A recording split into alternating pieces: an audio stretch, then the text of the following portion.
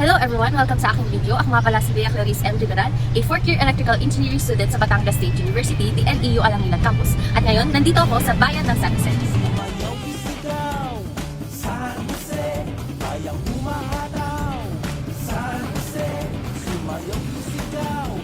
Tayo ay mag-quarter trade challenge. So meron ako ditong safeguard na sabon na nagkakahalaga ng 38 pesos. At titingnan natin mamaya kung after 5 attempts ay makukuha natin ang goal natin at least 100 pesos. So ano pang hinihintay natin? Let's go!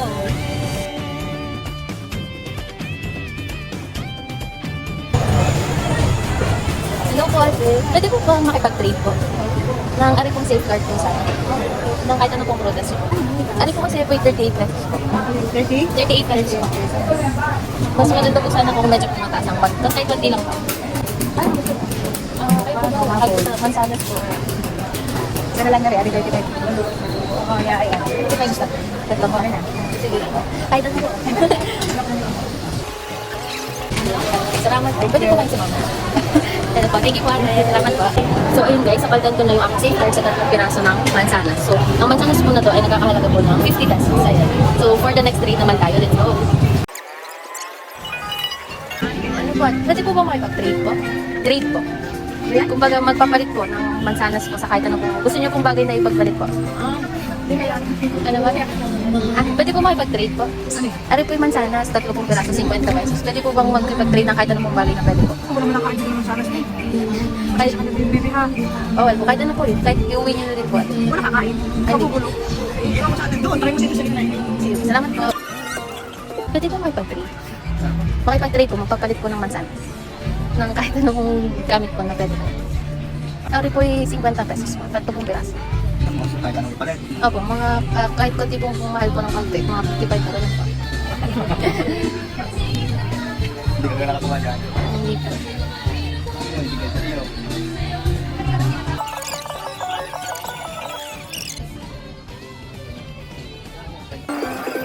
Sure pa?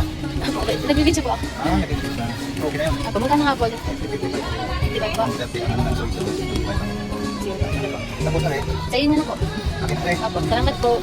Video po. Salamat po. So ayun guys, napalitan na natin yung mansanas na nakakalaga ng 50 pesos dito sa baso at saka yung saucer. Which ang presyo ng dalawang ito ay 55 pesos. So now let's go sa ating next video. So ayun, nandito tayo sa second floor ng palengke. Iti-trade na natin. At excuse me po, pwede po makipag-trade po ng ito po, baso po at saka saucer ng chinelas po. Pwede po kahit po yung chinelas na lang po. Wait, magkano ba to? 55 po ate. 55. Kahit po mga chinelas lang po. Kahit bargain, okay lang sa'yo. Sige, magkano po ito po ang bargain? Bibigay ko na lang sa'yo ng 60. 60, ano po? Meron po may iba. Yung tigi 80 namin. Okay lang yun? Okay po, pwede po. Ano yung size mo ka? Ang mga 7 po or 8.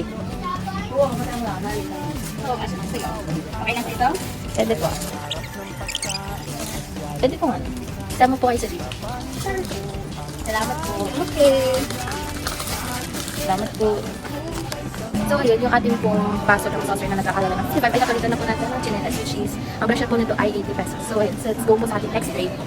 Excuse me po, pwede po makipag-trade po?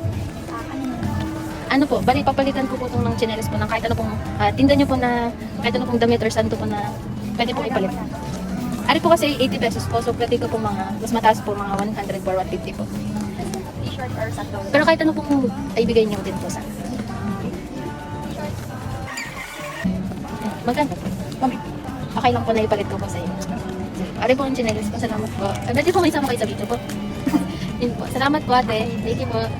So ayun guys, mula sa 38 pesos sa safeguard na sabon, nakakuha tayo ng t-shirt na worth 150 pesos after ng 5 trade attempts. And dahil doon, masasabi natin naging successful ang ating quarter trade challenge. At dito na rin natatapos ang aking video. Maraming salamat sa inyo.